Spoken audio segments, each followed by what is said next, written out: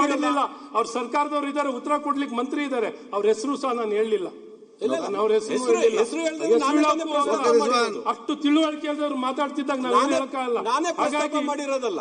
ಎರಡನೇದು ಸಭಾಧ್ಯಕ್ಷ ನಾನು ಹೇಳ್ತಿರೋ ತಪ್ಪಾಗಿದೆ. ಕಾನೂನ ಕಾನೂನ ಇಲ್ಲಿ ಮಾತಾಡ್ಲಿ. ಈಗ ಈ ಸಬ್ಜೆಕ್ಟ್ ಮಾತಾಡಿ ಸಭಾಧ್ಯಕ್ಷರೇ. ಹಾಗಾಗಿ ಎಲೆಕ್ಷನ್ ಕಮಿಷನ್ ಮೇಲೆ ಈ ರೀತಿ ಅಲ್ಲಸಲ್ಲದ ಆಪಾದನೆಯನ್ನು ಹೇಳೋದು ಸರಿಯಲ್ಲ ಅನ್ನೋಂಥ ನಮ್ಮ ಮಾನ್ಯ ಅಧ್ಯಕ್ಷರೇ.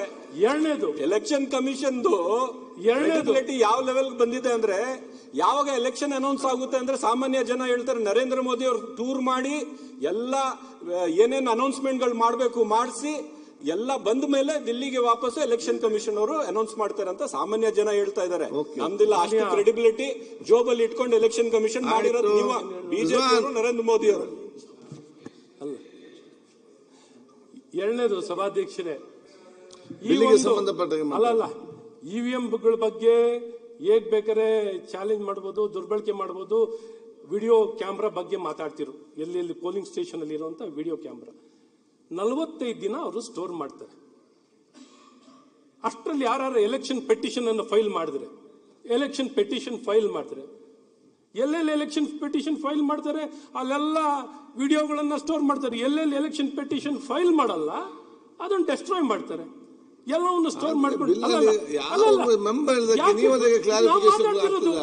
ಎಲೆಕ್ಷನ್ ಬಿಟ್ಟು ಬೇರೆ ಒಂದೇ ಒಂದು ಪದ ಅಲ್ಲ, ಒಂದೇ ಒಂದು ಪದ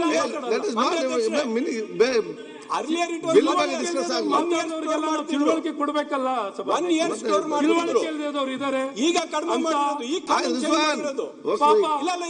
ಮಾಹಿತಿ ಕೊಡ್ತಾ ಇದ್ದಾರೆ, ತಪ್ಪು ಮಾಹಿತಿ ಕೊಡ್ತಾ ಇದ್ದಾರೆ, ಪೂರ್ವಕವಾಗಿ ತಪ್ಪು ಮಾಹಿತಿ ಕೊಡ್ತಾ ಇದ್ದಾರೆ.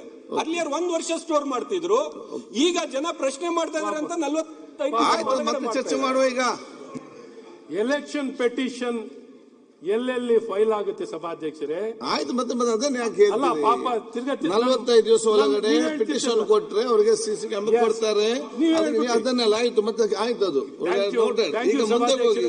ಥ್ಯಾಂಕ್ ಯು ಸಭಾಧ್ಯಕ್ಷರೇ. ಅಲ್ಲಿ ಈ ಎಲ್ಲ ವಿಡಿಯೋಗಳು ಸ್ಟೋರ್ ಆಗಿರ್ತದೆ. ಯಾರು ಬೇಕಾದ್ರೆ ಏನ್ ಬೇಕಾದ್ರೆ ಮುಂದಕ್ಕೆ ಬರ್ತೀನಿ. ಇವ್ರು ಹೇಳಿದ್ರು ಯಾವ್ದಾವ್ದೋ ದೇಶದಲ್ಲಿ ಆಗಿದ್ರೆ ಅಂದಿನ ನಾಯಕರು ಬೇರೆ ಯಾವ್ದೋ ದೇಶದಲ್ಲಿ ಇವ್ರು ಯಾಕೆ ಇಲ್ಲಿ ಮಾಡಕ್ ಹೋಗಿದ್ರು? ಅಲ್ಲ, ಇಲ್ಲಿ ಯಾಕೆ ಮಾಡಕ್ ಹೋಗಿದ್ರು? ಅವ್ರು ಯಾರೋ ಮ್ಯಾನ್ಯುವಲ್ ಆಗಿದ್ದಾರೆ ಅಂದ್ರೆ ನಾವು ಮ್ಯಾನ್ಯುವಲ್ ಇರ್ಬೇಕಾಗಿಲ್ಲ, ಇಂಪ್ರೂವ್ ಆಗಿದ್ದೀವಿ. ಒಂದು ಒಳ್ಳೆ ಅಕೌಂಟಬಲ್ ಸಿಸ್ಟಮ್ ಇಡೀ ವಿಶ್ವ ನೋಡ್ತಿದೆ. ಭಾರತದಲ್ಲಿ ಇಷ್ಟು ಉತ್ತಮವಾಗಿ ಪ್ರಜಾಪ್ರಭುತ್ವನ ಇಷ್ಟು ಕೋಟ್ಯಾಂತರ ಜನ, 100 ಕೋಟಿಗಿಂತ ಹೆಚ್ಚು ಜನ ವೋಟ್ ಹಾಕಿ ಇಷ್ಟು ಶಾಂತಿಯುತವಾಗಿ ಒಂದು ಚುನಾವಣೆ ನಡೀತಿದೆ.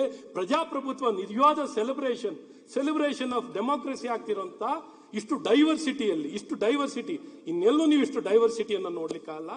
ಇಷ್ಟು ಚೆನ್ನಾಗಿರೋ ಈ ಡೈವರ್ಸಿಟಿ ಇರುವಂತ ದೇಶದಲ್ಲಿ ಇಷ್ಟು ಉತ್ತಮವಾಗಿ ಚುನಾವಣೆಯನ್ನ ನೋಡ್ತಿರೋದ್ರಿಂದ ನೋಡಿ ಅಭಿನಂದಿಸ್ತಾರೆ. ಆದ್ರೆ ಇಲ್ಲಿ ಇವತ್ತು ಈ ರಿಟ್ರೋಗ್ರೇಡ್ ಸ್ಟೆಪ್ಗಳನ್ನ ತಗೊಂಡು ಇವತ್ತು ಚುನಾವಣೆಯನ್ನ ಗೆಲ್ಬೇಕು. ಇವತ್ತು ಒಂದು ಸದುದ್ದೇಶ ಇಟ್ಕೊಂಡು ಮಾಡಿದ್ರೆ ನಾವು ಸ್ವಾಗತಿಸ್ತೀವಿ.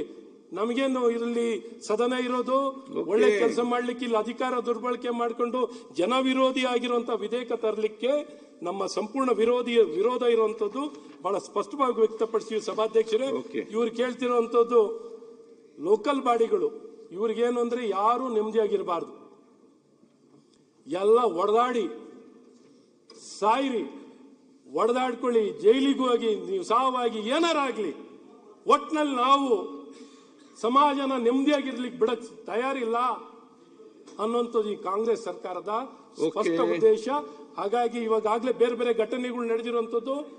ಮತದಾರರು ಫಿಸಿಕಲ್ ಆಗಿ ನಿಮ್ಗೆ ಗೊತ್ತಿದೆ ಹೇಗೆ ವೋಟಿಂಗ್ ಬ್ಯಾಲೆಟ್ ಪೇಪರ್ನ ಕಳ್ತನ ಮಾಡುವಂಥದ್ದು, ಹೇಗೆ ಬ್ಯಾಲೆಟ್ ಪೇಪರ್ನ ಡಿಸ್ಟ್ರಾಯ್ ಮಾಡುವಂಥದ್ದು, ಬ್ಯಾಲೆಟ್ ಪೇಪರ್ ಕೌಂಟಿಂಗ್ ಮೋಸ ಆಗುವಂಥದ್ದು, ಬ್ಯಾಲೆಟ್ ಪೇಪರ್ನ ಕದಿಯುವಂಥದ್ದು, ಇವೆಲ್ಲ ನಾವು ನೋಡಿರುವಂಥದ್ದು. ಹಾಗಾಗಿ ಈ ಕಾಂಗ್ರೆಸ್ಗೆ ಅವ್ರ ನಾಯಕರು ತಂದಿದ್ರ ಮೇಲೂ ವಿಶ್ವಾಸ ಇಲ್ಲ, ಭರವಸೆ ಇಲ್ಲ. ಏನಾರು ಮಾಡಿ ಸಮಾಜಕ್ಕೆ ಗೊಂದಲ ತಂದಿಡುವಂತ ಕೆಲಸವನ್ನ ಇಂಥ ರಿಟ್ರೋಗ್ರೇಡ್ ಒಬ್ರು